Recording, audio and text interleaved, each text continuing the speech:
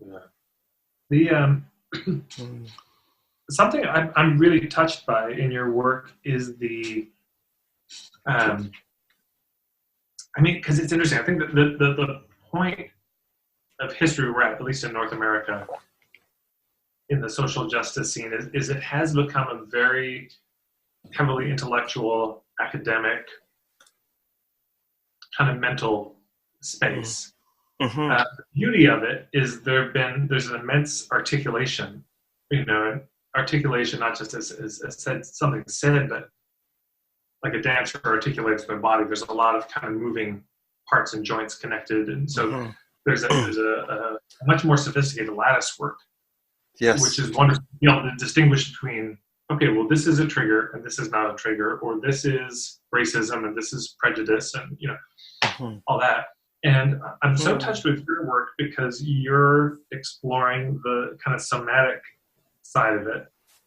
And it never occurred to me until last time we spoke in our great unpublished interview, but how you were speaking about there's a way that Western academic thing is still a form of colonization, Absolutely. which that had never occurred to me before.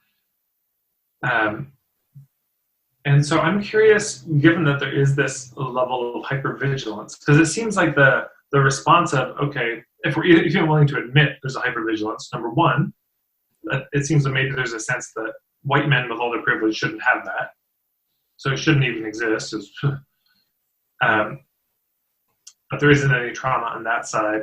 But I don't see much healing, I guess is what I'm saying. I hear a lot of describing dynamics, describing history, but I don't see a lot of chance for healing. And so I'm just Mm-hmm. curious your sense of what do you think it really takes to heal these things, and how does the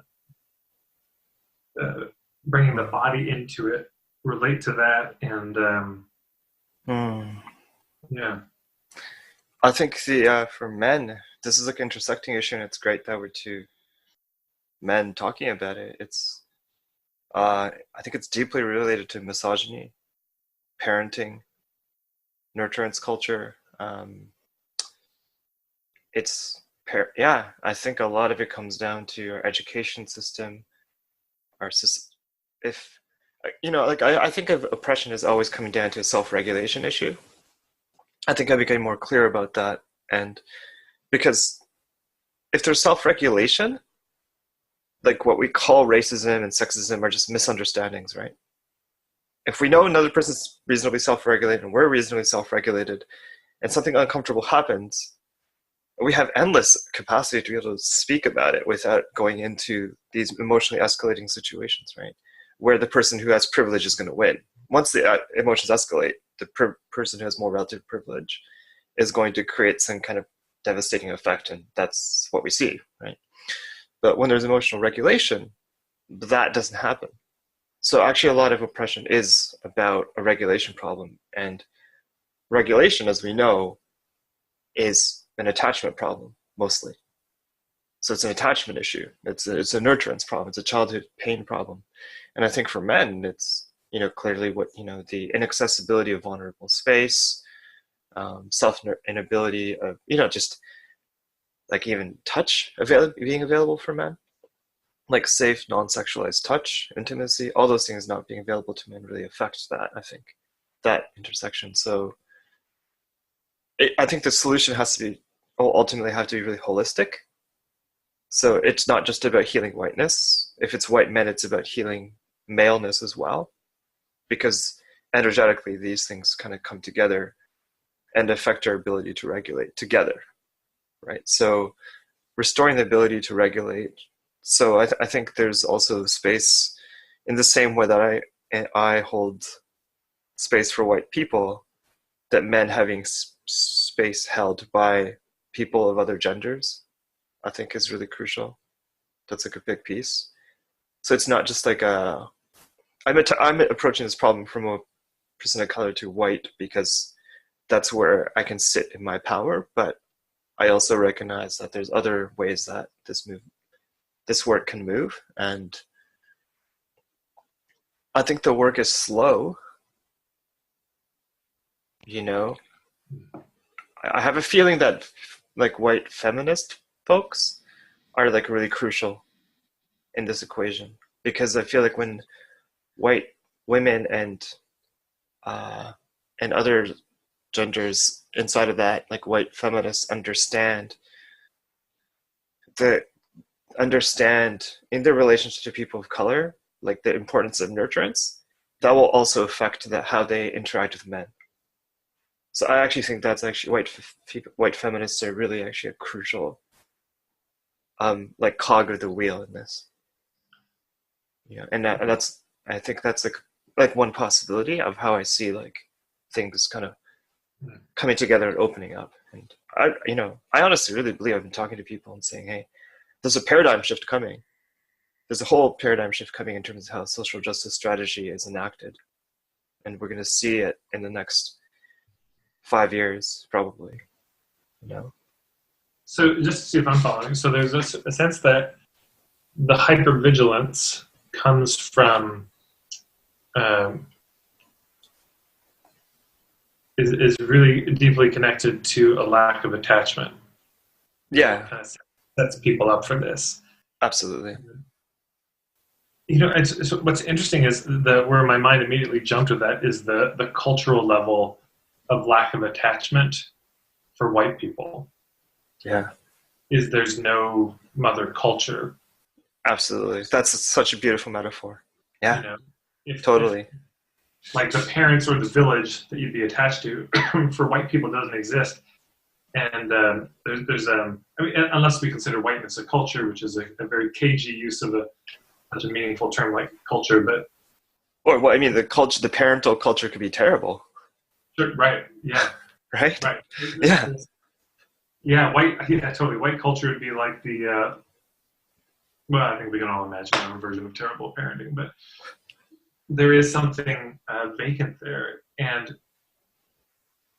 so there's nothing to attach to, and so the only thing that can be attached to is if we're I wrote a piece just recently. One of my Dear White Men letters was about that white supremacy is self-hatred disguised. Absolutely. Yeah. And kind of whiteness inevitably leads to self-hatred because you wake up sort of social justice and you look back at history of North America and you're like, yeah. There's not a lot to. Hey, one sec. This is really great, but did you notice your chair rocking back and forth is going a little bit? Yeah. It's old man Hargrave's chair here. Oh, geez. Okay, but you could just stay in one position when you're talking.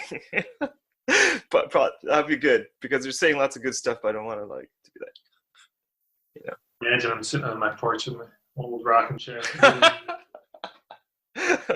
Old man Hargrave. But yeah, white supremacy is self-hatred. Yeah. Right, because you either wake up to the history of it in North America, and it's there's a lot of white men doing terrible things, so that's obvious self-hatred. But the less obvious one is when people go full board white supremacist, and it would seem like they love their ancestry because white supremacy, white people are great. Look at what white people have given, but what's hidden in that is that what they're admiring so much and glorifying so much is real specifically kind of the trajectory from like Greece to Rome to England to North America, the few pit stops in France, Germany, Spain, Portugal. But basically you're looking at the empire. Yeah. So another way of saying it is the 1%. Right. Another way of saying it is the victors, the winners, whose history we learn in school. And of course, whiteness kind of started mostly in North America, but that gets projected backwards in time as if the Romans understood themselves as white or the Greeks understood themselves as white. Right. Or anyone in Europe currently, most people wouldn't say white, I'm German.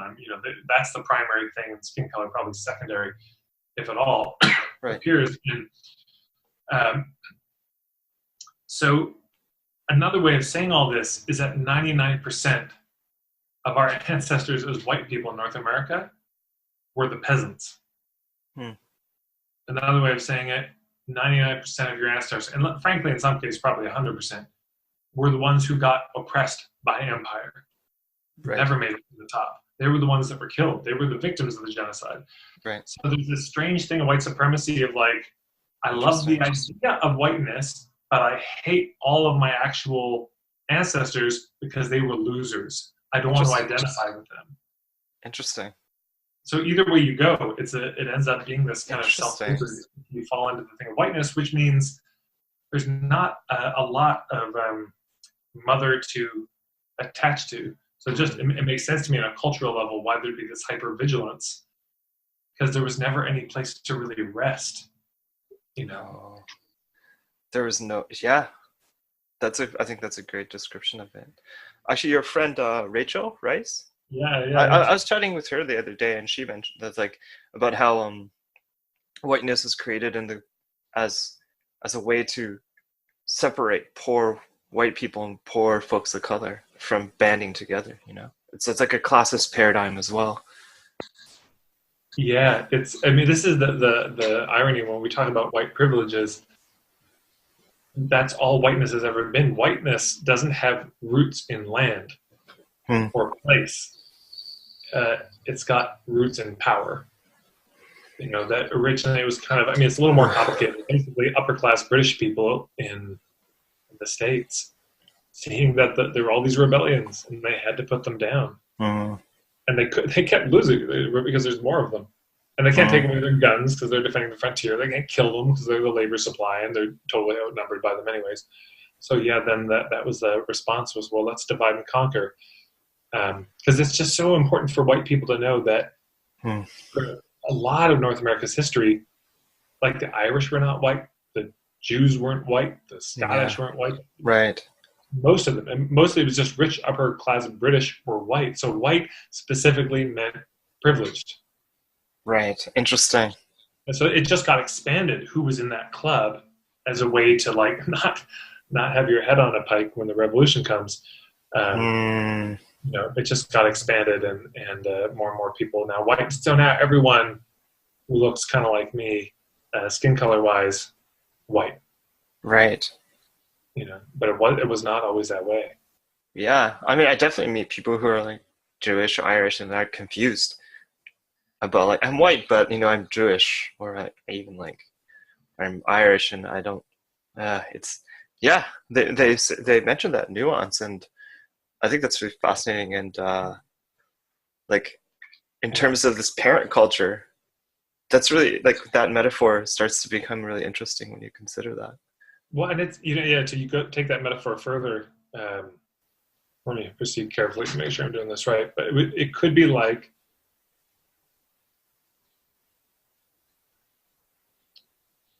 you know, when you were a kid, your parents were struggling so hard, and there was a rich family down the road,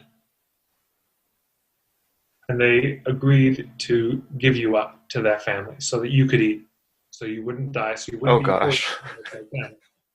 Wow. And then you take on their last name. But you don't have any memory of your parents because you were so young at the time. And so then when you say, well, you try to go back to your family, it's like, what's the last name? The last name is white. But that doesn't go anywhere. You know, there's this dead end. It doesn't go anywhere. Right. So it's hard to, you know, Stephen Jenkinson is an elder I've been studying with, talks about, you know, school. It's called the Orphan Wisdom School. He said, but this word orphan, it doesn't mean no parents. It doesn't mean no ancestry, because there's no such thing as no parents or no ancestry. It just means that you can't get to them from here. You can't reach them. Something happened. And so that last name, White, is it's not your family name. It's the thing that makes sure you never find out what your family name was. It's the amnesia that makes sure you never know where you came from. And so then no chance of reconnecting with roots or indigenous culture, which is, of course, the same dilemma, you know, that Black people had, you know, Malcolm X, you know, putting the X in his name because we lost the real names of our people in the way over. So there's a similar dynamic happening with a different level of privilege and power for white people of the cutting off from ancestry. Right. So then, you know, whiteness gets clung to because it's the only thing there is for so many white people. So I'll hold on to this because That's at least it's something. yeah. I really resonated with that image. It feels like, yeah, like there's like white people as children being ripped away from their families to survive, to become something else, you know? And I would say the tragedy is not always ripped away, really sometimes given away. This was, I mean, Mm, could you imagine if you were an Irish peasant, you come over, you'd survive the potato famine, barely. You make it mm, over on a boat where half the people died of Black Plague. You mhm, spend weeks in a camp just to make sure that you don't have Black Plague. You finally get into the city, you barely know anybody, and you're poor. And they're racist as hell against the Irish. And you kind of are given a choice. And it's not one conversation, but it appears over the weeks and months mm, where it's pretty clear your kid, if you send them to an English speaking school, if they become white, basically, they've mm, got a chance. And if they don't, you're not sure that they do. And so then what do you do as a parent? You know, you love your kids, and yeah, you love your ancestry too, but also fuck Ireland and its potato famine and, you mm, know, what's become of it. And this is a new start, a fresh opportunity, you know, so of course you want all that for your kids. And screw the politics and screw the bigger picture.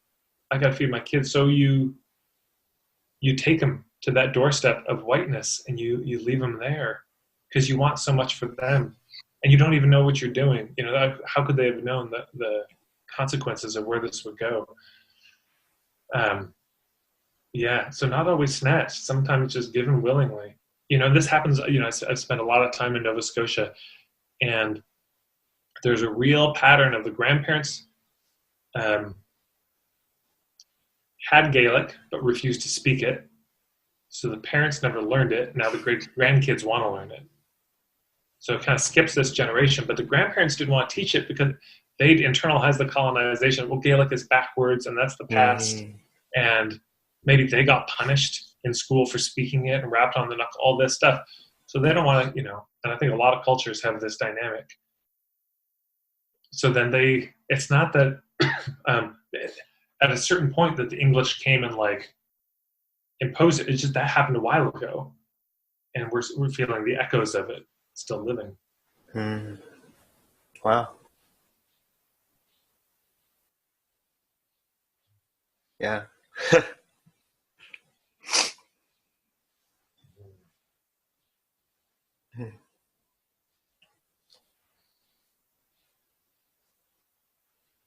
And yeah, thank you so much for that. It's like to really get that vivid imagery of a white person's grief, of this disconnection in a way that I can understand too. You know, this being abandonment and Mm. complexity of what do we do